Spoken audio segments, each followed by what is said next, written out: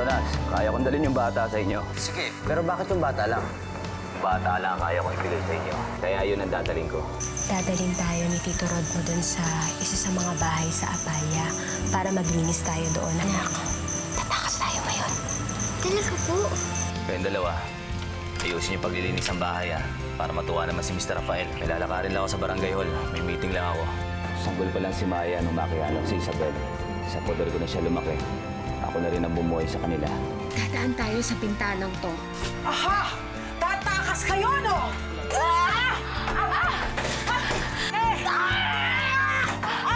Hoy! Gising! Nang, bakit umuusok? Si Tito Rod mo parating. Kailangan natin makaalis. Dadaanan tayo ng pintana.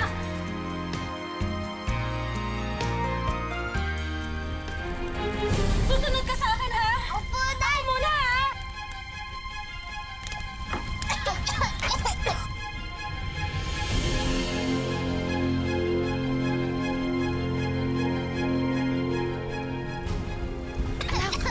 Bumaba ka na, dali. Bilisan mo, halika na. Hindi ko po kaya, Nay! Hindi tayo pwede pumasok! Nay, nalulula po ako! Please, nakikiusap ako sa iyo. Mawawala na tayo ng oras. Hindi po pwede. Kailangan natin makuha si Maya at si Senny. Everything! Everything! Senny! Everything! Everything! Kapal lakas na ng padoy! Tawa mo ko! Dali!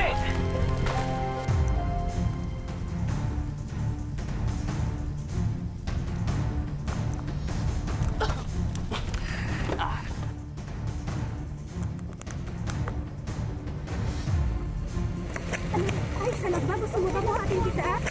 Tara na, ako. Bilisan mo.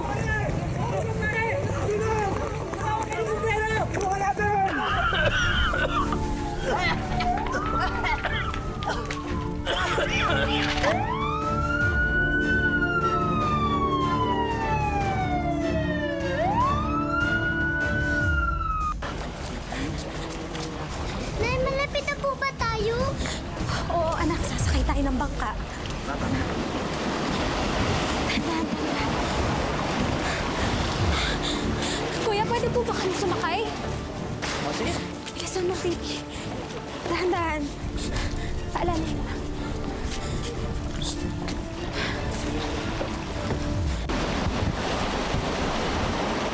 Tara na.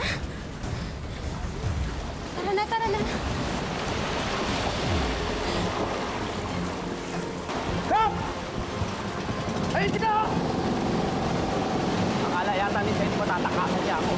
Hoy, ikaw! Paandarin mo yung bangka mo! Dali mo kami sa mantalan! Ayaw mo, ha? Ikaw! Paandarin mo yan! Dali mo kami sa mantalan!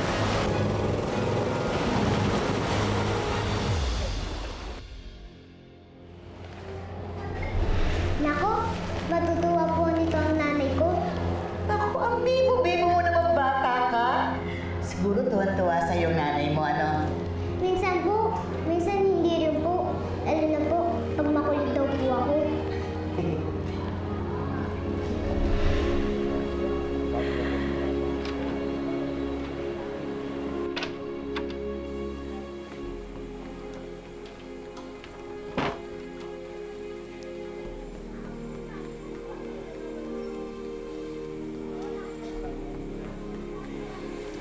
Tita,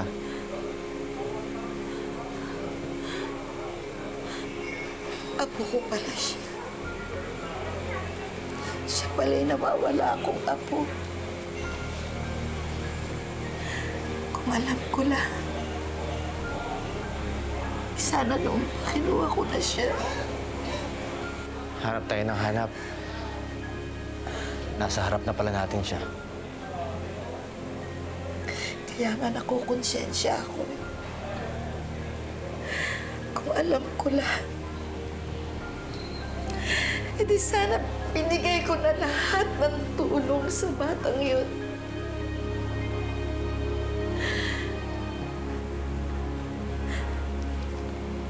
Sana pinuntahan ko yung bahay nila at nalaman ko na kaagad.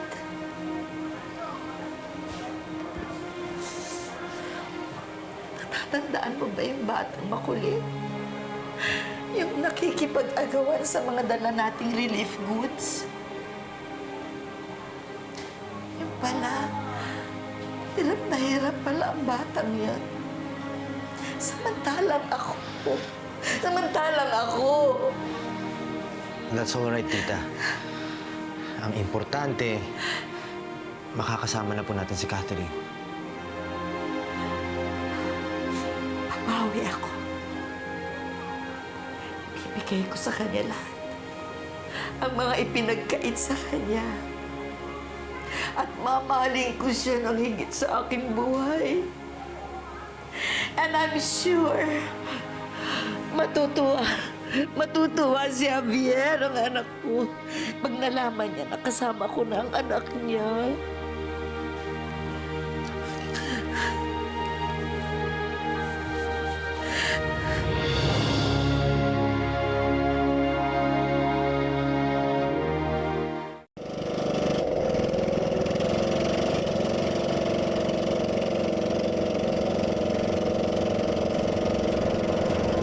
Diyos ko! Paano ang bilisan niyo? Baka mabutan nila tayo!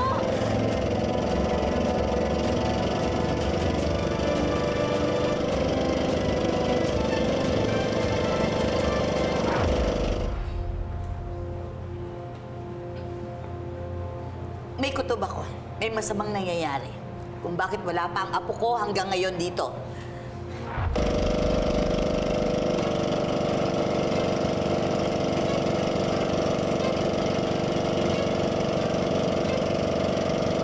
Tawagan mo nga si Kapitan. Alamin mo nga kung anong nangyayari.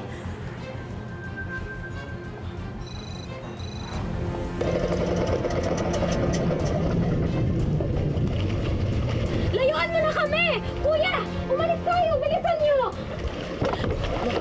Tita, hindi ko sumasagot si Kapitan eh. Ano ba naman? Ang mabuti pa ho, pumunta tayo sa Pantalan. Salubungin natin sila doon. Mas mabuti pa. Sige, pumunta tayo. Ayoko na dito. Inip na inip ako. Nai-stress ako. Let's go. Ma, kung masama yung pakiramdam mo, dito na lang tayo maghintay. Kaya ko. Let's go. Let's go! Let's go!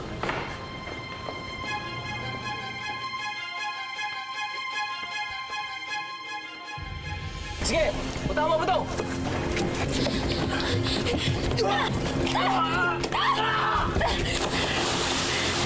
Kuya, tara na! Tara na! Tara na! Tara na! Tara na! Bilisan! Kuya! Kuya, bilisan na natin! Umalis na tayo!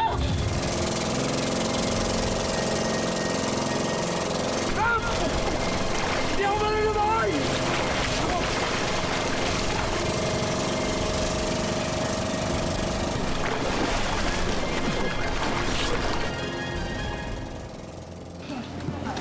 Tita, okay lang ho ba kayo? Okay lang ako. Walang problema sa akin. Ma, kilala kita kapag masama yung pakiramdam mo. Dito na lang kaya tayo. Oo nga ho, tita. Ang mabuti pa, hintayin niyo na lang kami dito ni Diaz. Nay, saan po tayo sa sunod na pupunta? Anak, pupunta tayong bus station dahil pupunta tayong Palawan. Palawan? Malayo po ba yun? Oo, anak. Malayo ang Palawan. Kailangan natin umalis at magpakalayo para makalayo tayo kay Tito Rod mo. O sige, ganito na lang ha. Dito muna kami. Iinom lang ako ng gamot. Tatawag ako sa'yo. Pero gusto ko malaman kung saan kayo nandun at susunod kami, ha? Sige po, tita. Jonas, ibalik niyo ang apo ko. Sige po, tita.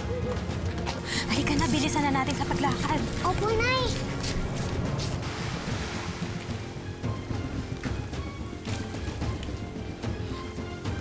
Jonas, ayun si Kapitan, oh.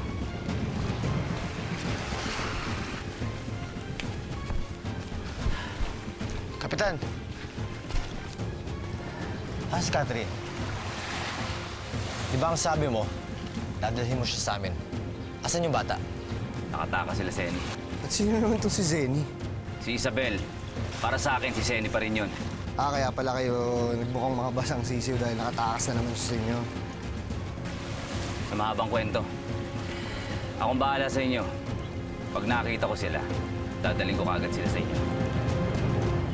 Sige, tatawag na lang ako. Scarlett, sundan na natin si Jonas. Ayan ka na naman, Mama. Paano kung mapano ka? Ang layo ng ospital dito.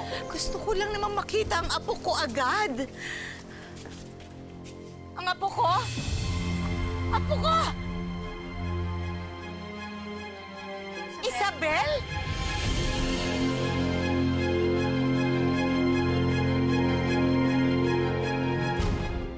Ayan si Isabel! Isabel! Halika ka na, sakay na. Isabel! Paano ka na? Isabel! Halika na, ano tayo? Isabel! Isabel! Ang apo ko, Isabel! Isabel, demonyo ka! Balik mo yung anak ko! Isabel! Ma? Ma?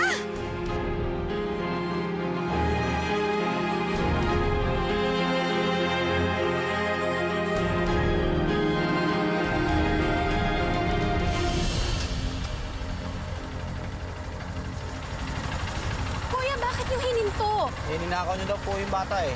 Hindi po ko ninakaw ni nanay. O, kita mo na. Halika na. Dalian natin. Halika na, kuya.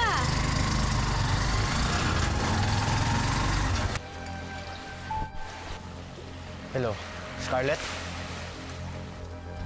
Ano? Nakita niyo si Isabel? Ilasa kayo ni tita. Sige.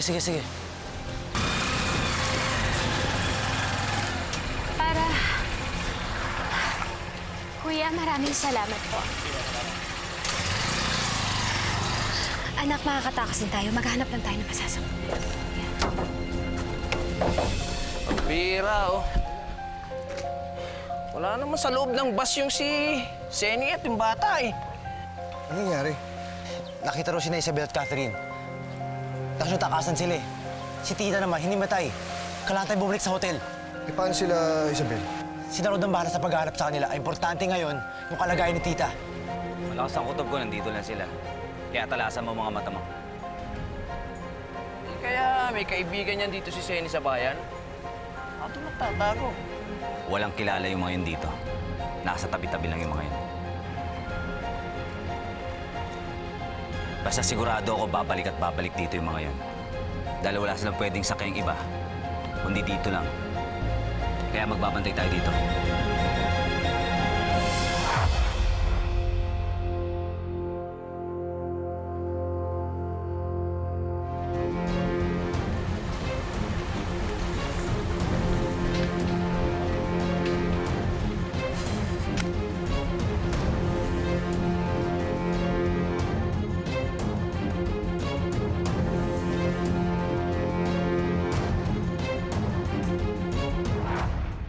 Nay, nakatakas na po tayo.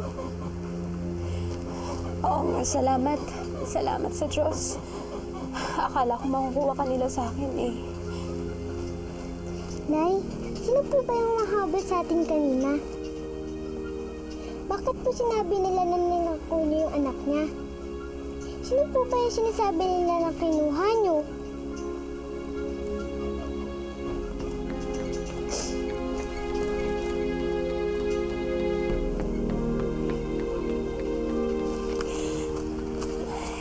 Ay, patawarin mo po. Bakit po, Nay? Totoo po ba yung mga sinasabi nila?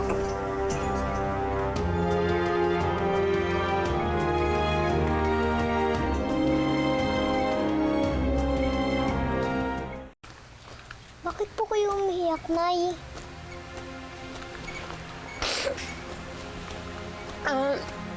Sorry anak ha. Nadadamay ka sa gulo ng buhay ko. Nakuha na sana natin ang apo ko kanina. Ang bilis kasi ng pangyayari. Ayan, natakasan ulit-ulit tayo ni Isabel. Nakausap na ni Diaz yung tricycle driver na sila kanina, Isabel. Sa estasyon sila ng busin natin. Wala na sila doon. Kanina pa kami nagbabantay sa estasyon. Pero ni Anino nila, hindi ko nakita. Mukhang nakalis na sila sa bayan. Yung babae kanina, hindi ko yun kilala. Baka akala niya ako yung kilala niya, pero hindi. Paano sila makakaalis kung nagbabantay kayo? Baka nakahanap sila na ibang masasakyan. Pero huwag kayong mag-alala. Nag-iwan ako ng tao ko doon. Pero sa tingin ko, wala na si Seni doon eh. Pwede ba naman yun? Paano kita hindi magiging anak? Ako kaya nagpuntis sa'yo. Ako nagpanganak sa'yo. Kaya ako nanay mo. Ha? Kasalanan mo to eh. Siguro nga sinasaktan mo ang apo ko. Kaya itinakas ni Isabel mula sa'yo. Bakit? Ako lang ba ang tinatakasan ni Isabel? Di ba pati kayo din? Saka ingatan niyo yung bibig ninyo. Nandito ako para makipagtulungan sa inyo. Bakit kasi hindi ka nalang umamin? Di ba pera lang yung habol mo? Reward lang ang gusto mo. Pwede ba? Walang mangyayari kung magbabangayan tayo dito. Mas kailangan na magtulungan tayo para mahanap si Isabel. Kapitan, alam mo ba kung saan sila pupunta? Alamin ko.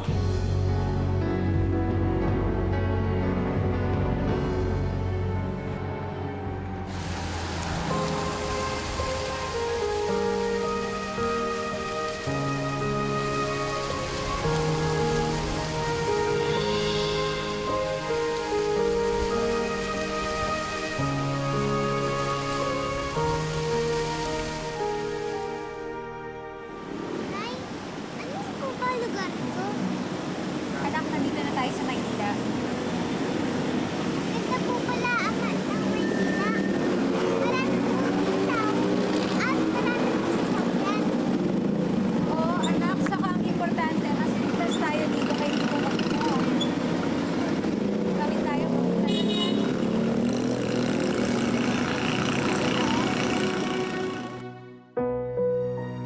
Nay, ano na pong lugar to? Maynila pa rin ito, anak. Layo pa po ba dito ang Palawan? Oo naman, ang layo-layo pa ng Palawan. Kailangan pa nating magbarko. Barko? Yung malalaki pong bangka? Oo.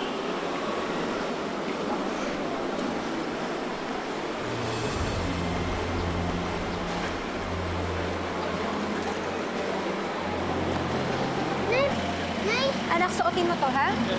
Nay, ang init-init po. Bakit niyo po ako lalagyan ng jacket? Pati po kayo, bakit po kayo maglalagyan ng malaking panyo? Kasi anak, kailangan magtago tayo ng mga mukha natin. Baka mamaya makita tayo ni Tito Rod mo dito. Sana nga po, hindi na po tayo makita ni Tito Rod. Para po wala na pong mananakit sa atin. Kaya nga kailangan mag-ingat tayo. Halika na, halika na, halika na, halika na. O, Nay, Ang ginagawa mo dito? Di ba dapat nasa bus station ka? Nagbabantay? Pambihira naman, Kap. Huling bus na yung nandun umalis na inip na ako, kaya bumalik na ako, panis na ako Wisit na Maya yun. Okay lang na siyang mawala. Huwag lang si Seni. Puro kayo palpak eh. Eto naman kasi si Tia Miding. Mamakmot na sinugod niya si Seni, tapos ngayon, mukhang nakahalata na sa plano natin. Huwag akong sisihin nyo. Malay ka ba sa mga plano ninyo? Basta ako, nung mabasa ko sa flyer na yung Seni na yan ay kidnapper pala, abi di syempre sinugod ko na. kidnapper po si Tita Zenny? Lagi ka kasi nakikialam eh. Noon pa man, sabi ko sa'yo, kapag meron kang gustong sabihin sa akin tungkol kay Seni, sabihin mo sa akin. Ano ngayon? Pati bahay ni Mr. Rafael nasunog dahil sa'yo. Kap, paano nga pala yun? Walang may kasalanan.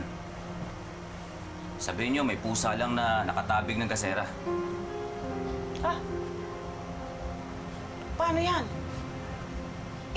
Naikwento ko na si Seni ang dahilan kaya nagsunog. Siya ang may kagagawan. Bawiin yung sinabi nyo. Hindi kasi kayo nag-iisip eh.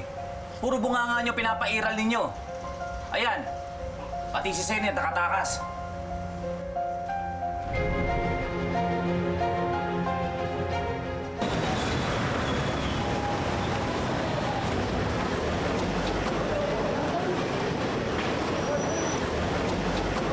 Anak, dalian mo na. Halika na. Halika na. Tigasan natin. Aray, bitawan niyo po ako! Maya? Mami! Oh, Maya? Nay! Nasaan na po kayo? Nay! Maya?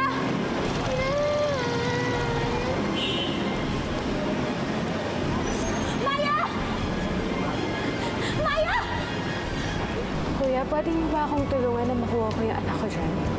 Ako, misis, labas-masok po sa kulungan yung may-ari ng owner na yan. Pakuha niyo na po kami! Gusto ko na po makita ang nanay ko!